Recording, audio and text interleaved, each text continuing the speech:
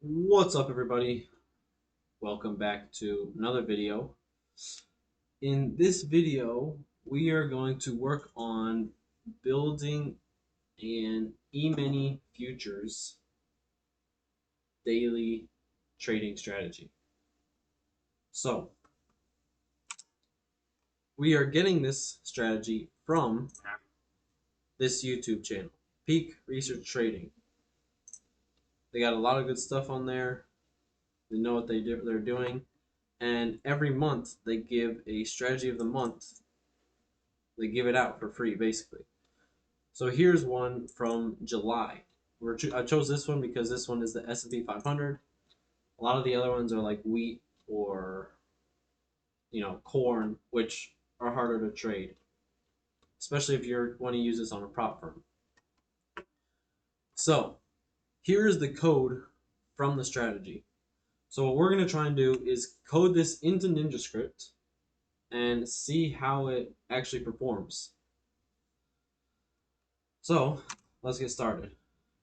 First thing we're going to do is come to our NinjaTrader dashboard, new NinjaScript editor. Then we're going to right click strategies, new strategy, and we are going to name this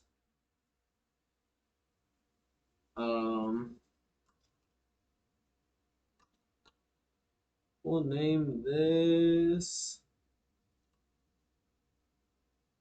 YouTube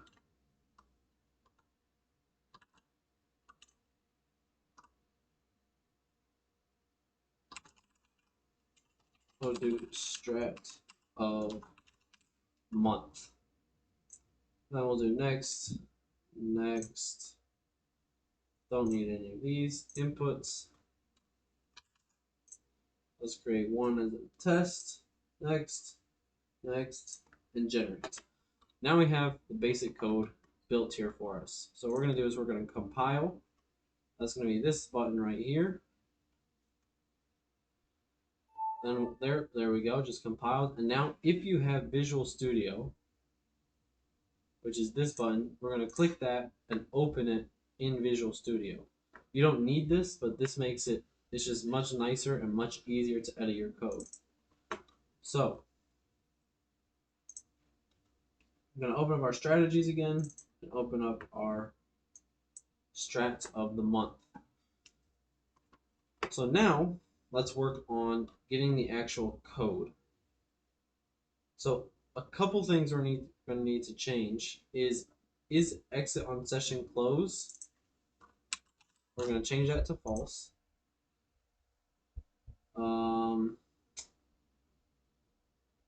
Slippage, let's do 2. Start behavior, I like to do this one, but you can read about those in the documentation. Then bars required to trade, we only need, let's just do 5. Is instantiated on each optimization iteration, false. And we'll do include commission, true. And include trade history and backtest, true. Alright, so now we have all our defaults set how we want. And then we also have our test input parameter. So let's come back to the strategy and see what we're going to need.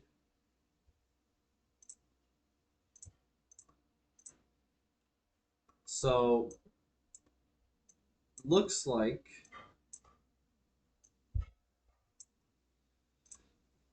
if RSI is less than long RSI entry, looks like that's just going to be a number of 20, I believe. And ADX, input ADX length, which here we have length of 14, right here, is greater than ADX threshold, which is equal to 20. Right there, we get that. And so let's just change that 20 and close is greater than the average of the simple moving average.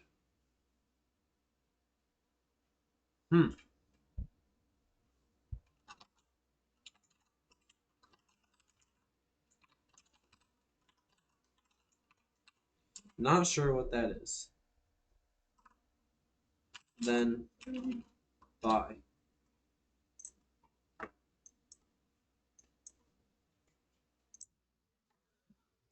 Then it looks like for the sell, it's going to be basically the inverse, except that here we have short RSI entry is 25 and ADX 14 still greater than 20 and closes less than the average. Then we sell. Now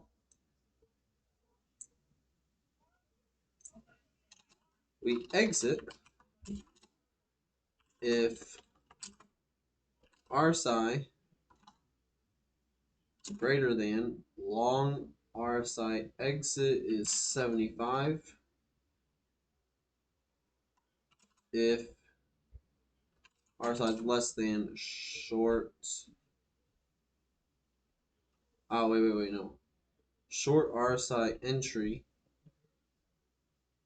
appears actually 85, and short RSI exit is 25. Okay. Now, we need to figure out what this average thing is. But besides that, it's pretty simple. We have our RSI period is 2.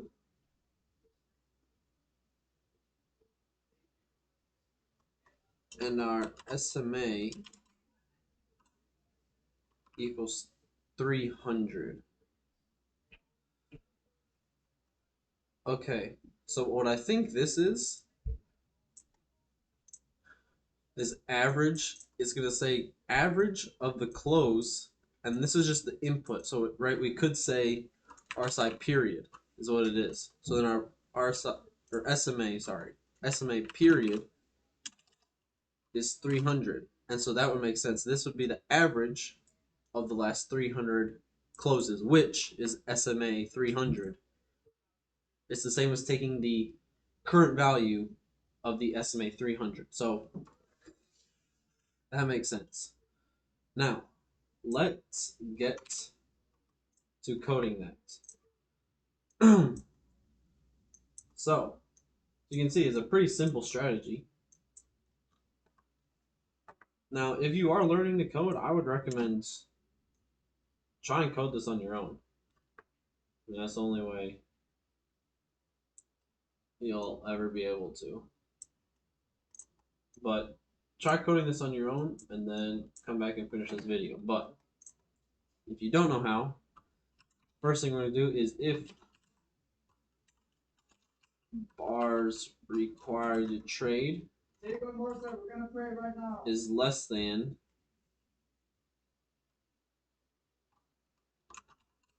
current bar,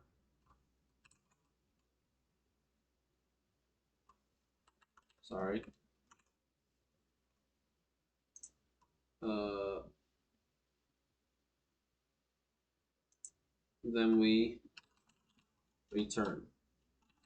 Then we're going to set up our entry, then our exit, and that will be it. We just need to, yeah. So now we'll have a long is going to be if first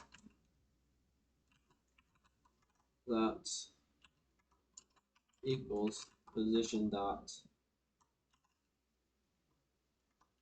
So what this is doing is just making sure we're in a flat position. So before we want to enter a trade, we want to be flat.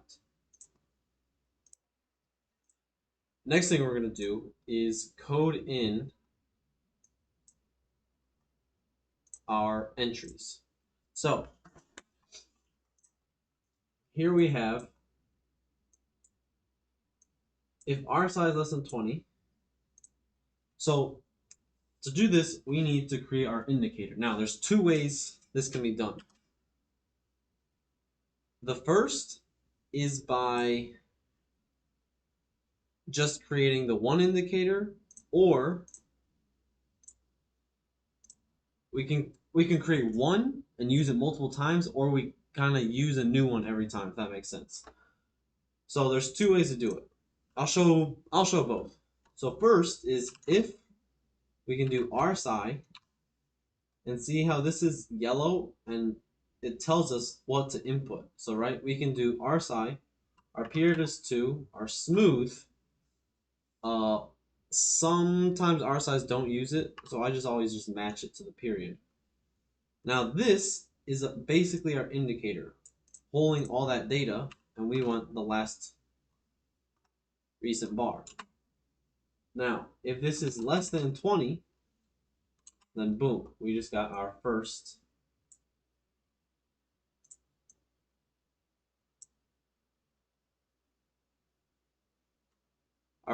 section that we need. So this is one way to do it. And right, what we would be doing here is every time we use this RSI, we need to do this same thing. So if you're just using an indicator one time, then this works perfectly. Now,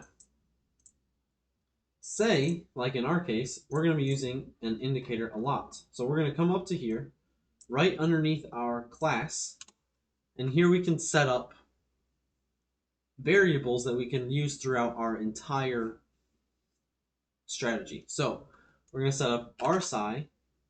This is the data type, and we'll just name it RSI.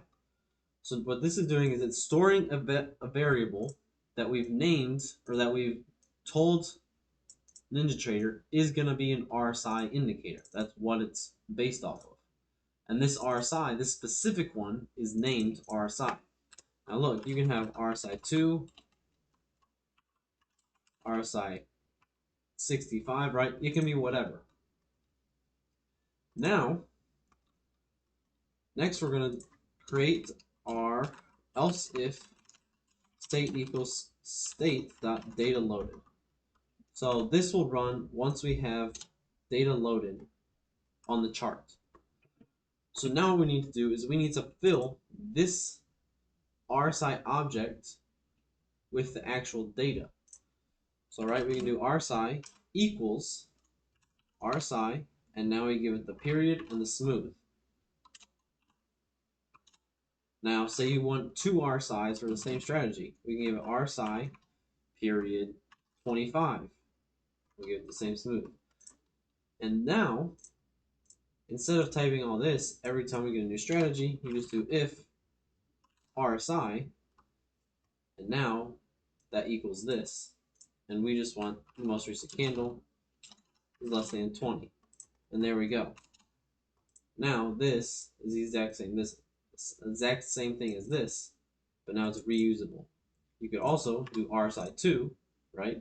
And now it would be taking a 25 period RSI. But in this case, we do not need any other RSIs. We just need the one. So we got our first condition. Now, let's also create in ADX,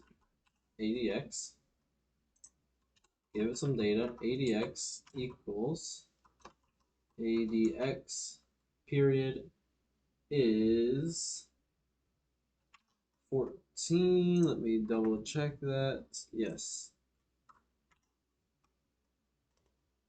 Now our second condition is going to be ADX most recent candle is greater than 20, and close of the most recent candle is greater than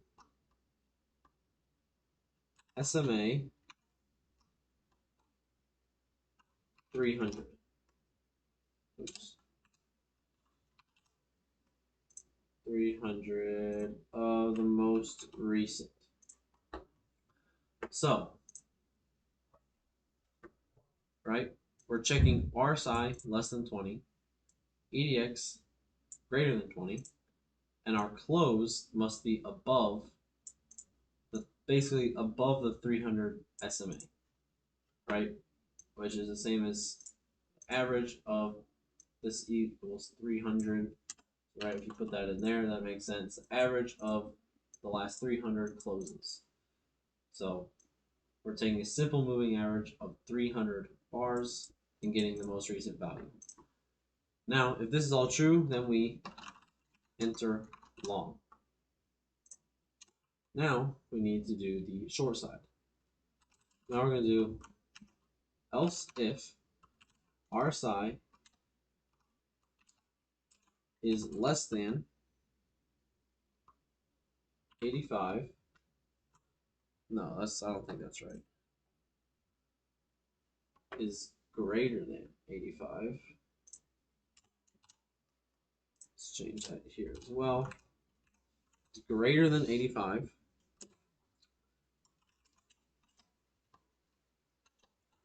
And ADX still needs to be greater than 20. And close is less than SMA 300. Then we're going to enter short. Let's see.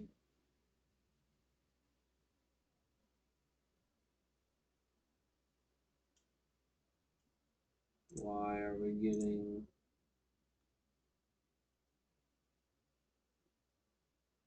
Oh, okay, there we go.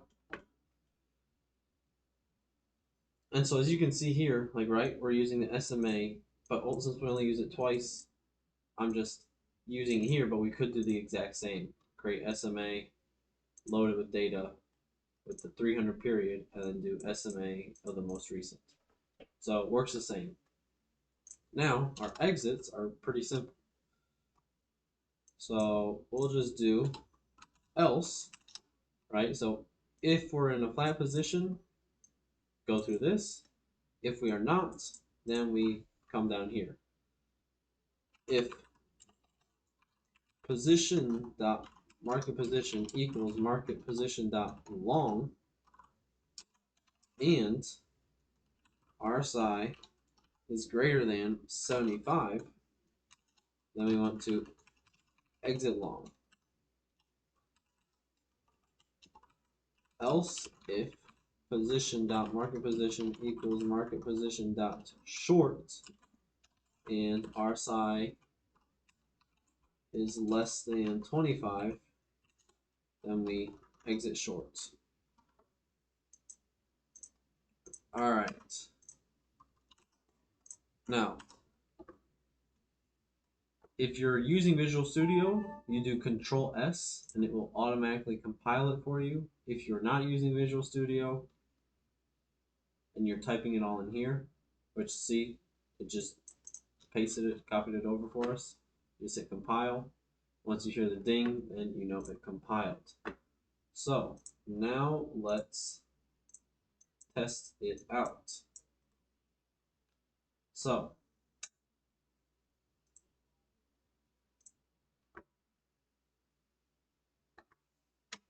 let's see what else we need from the video.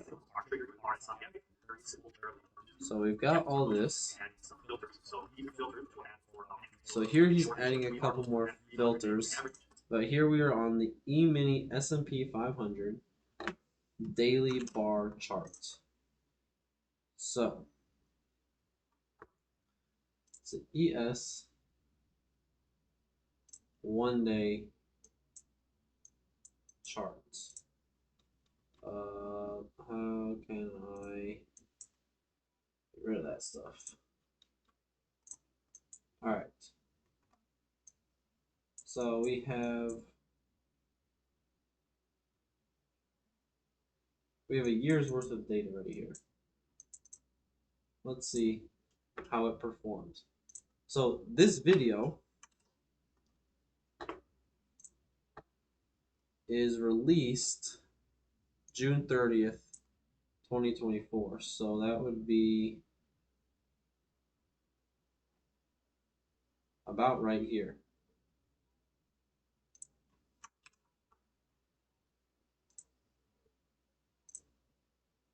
That's right here. So all from here on, right, this guy has no idea how it would perform. So let's see if it actually would have worked. Let's do add. Test currently does nothing. I am on sims run 3, I believe. Enable it. We have slippage. We have, where's commission? Commission for the account is on, and let's do apply. Okay, so no trades. Let's see, no errors, but no trades.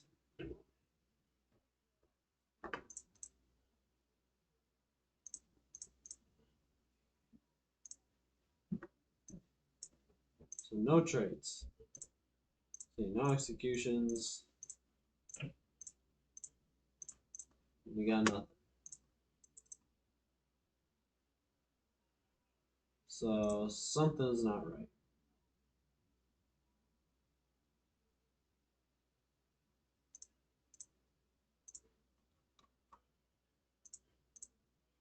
Okay, something's not right. So let's open up the code, and let's also come back to your NinjaScript homepage, control center, whatever, new, sorry, not that, new NinjaScript output. And now we have this little box where we can print things. So here, let's do print 1, print 2, print 2.1. This is what I like to do just for quick debugging. So we're going to compile this and strategies, disable, enable it. Okay, so we're getting to 1. Now, only 6 ones.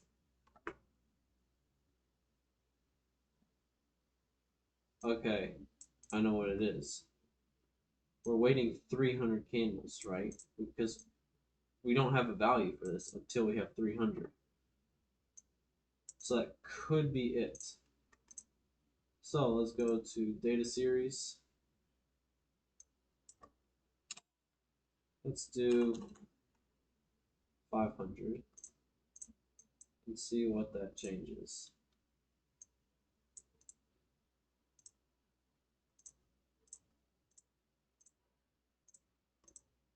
Okay, so still the exact same. So that doesn't look like that is it. We're still only getting 1s.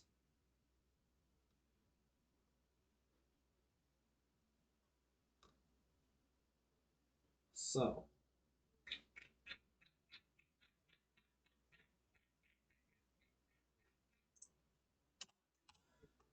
okay, I messed up. We need to change this because, yeah, because current bar is going to be going up. Once we have enough current bars, then we want to run through this. Okay, so that's on me. Let's compile that real quick. And check that again.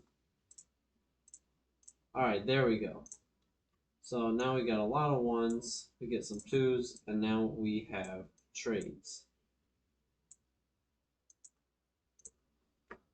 So let's see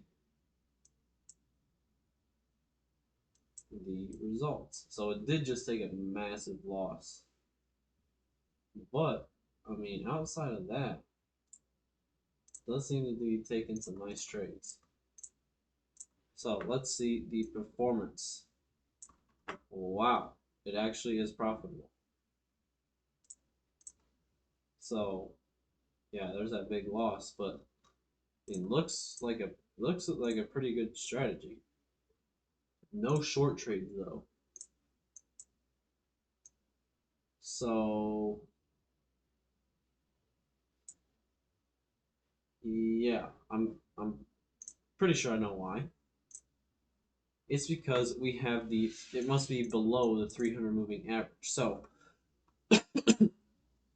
another good thing about doing it this way, adding your indicators when the end up on data loaded, is you can just simply do add chart indicator, RSI, and boom, there it is. Add chart indicator, ADX, and that's it. Now, let's also add the SMA. So we're going to do SMA 300. There, now let's compile that. And boom. So now we have the 300 SMA, we have the ADX, and the RSI. So now, I mean, obviously we're above the 300 the entire time. So that's why we only took buys. Now, however, we are below. So we could start taking sells. So, looks like the strategy is working. Looks like it's actually pretty profitable. Now, let's actually do some back testing. So I'm going to come back in the code. I'm going to delete our print statements. We don't want those. Now in our properties, I'm also going to change this to display indicators. Now we're going to change this to a Boolean display indicators and get rid of this range thing. Right? Now we're going to come up here and put this to false. Display indicators equals false by default. Now we only want to show these if we have that on because it's going to slow down our back testing if you're displaying those. Not much, but it definitely can. So if display indicators is true, then we add them to the chart. If it's false, then we don't. Let's just clean up our code a little bit, compile it, and now let's go to the strategy analyzer to see how this strategy has performed. So let's pull it up. Strat of the month ES daily 1 day up to 2020 up to today. Do not break at end of day. Include commission. Slippage of 2. Do not exit on session close. And let's run. And here you go. Wow. This actually looks like a very nice looking strategy. So yeah, I like this a lot. Took 57 trades, 70% profitable. I mean, everything looks good. Doesn't trade too much. Average bars in trade is 5 days. But yeah, I like it. Now let's see, however, how it works on the micro. And see if we get similar results or not.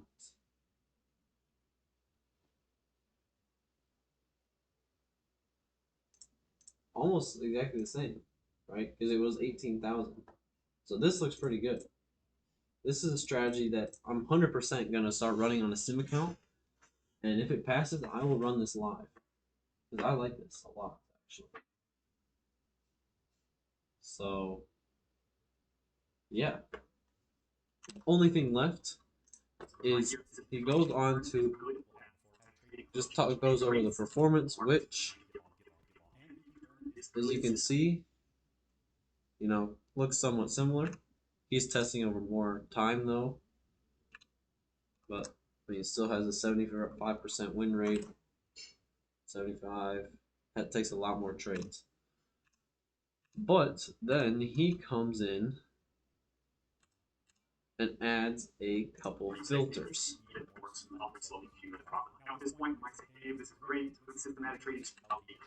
Let's see. Okay. Here are his filters, which we are going to go ahead and code in. So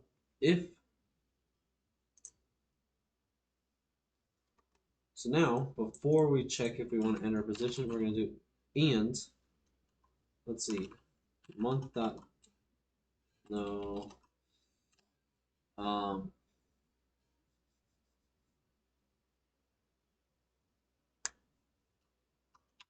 months. I don't know if NinjaTrader has a month value, but it definitely has rate of change. Also does not have.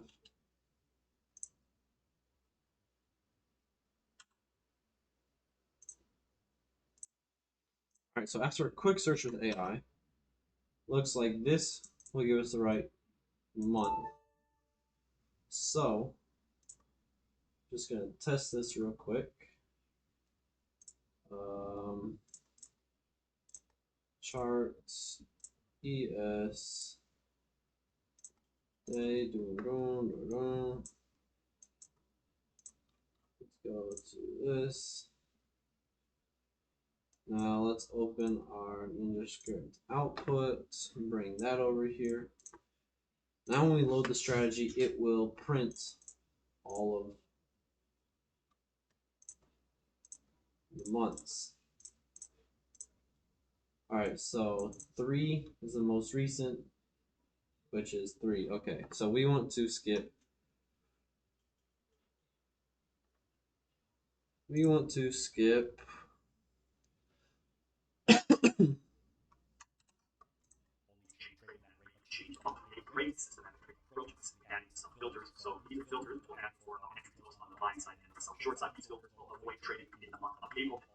Okay, so we want to avoid April. So yeah, that's going to be 4. We can go back to our code, set this to 4. That looks good. And the rate of change is not built into... Oh, never mind. It is. And ROC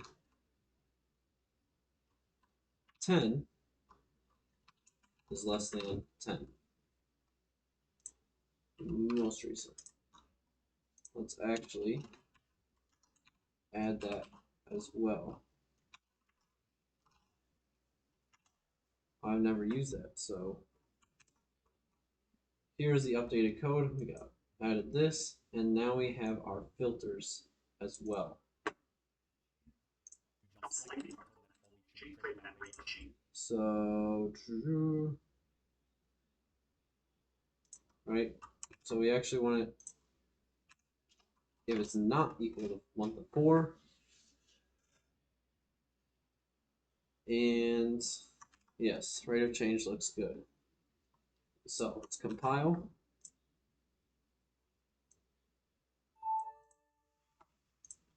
Okay, and so see here we only traded in April. Right? Yeah, we opened it on the 4th month. Now it should be the inverse. And there we go. So we ignored this month. Let's see.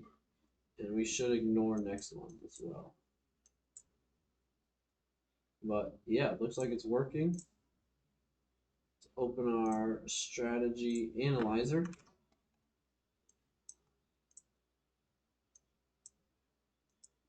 And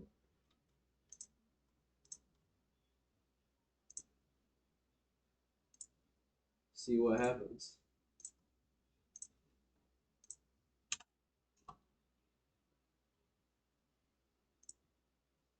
Okay, so with break on end of day on, let's see if that makes a difference. 94, 91, 1800. Makes no difference. But here we have it. Yeah, I'm not really. Our other one. So we took 4 less trades. We made an extra $50 by adding the filters and same drawdown. So not much of a difference, but looks like on the sell side we have a little bit of a higher win rate. But yeah, that's it for this video. I mean, I wasn't expecting this to be such a great strategy, but turns out it is. I will be running this on a demo account right away. If it makes money in my demo account, then I will be running it live. So yeah, that's it for this video. Thanks for watching. Hope you enjoyed it. Let me know if you like these. I mean, this YouTube channel has, I think they said they're at number 33 of strategy of the months. So if you want more of these, I can look through some more, see if they have some on instruments that are more common, and go ahead and start making a lot of these. But yeah, that's it for this video. Thanks for watching. Take care. Peace.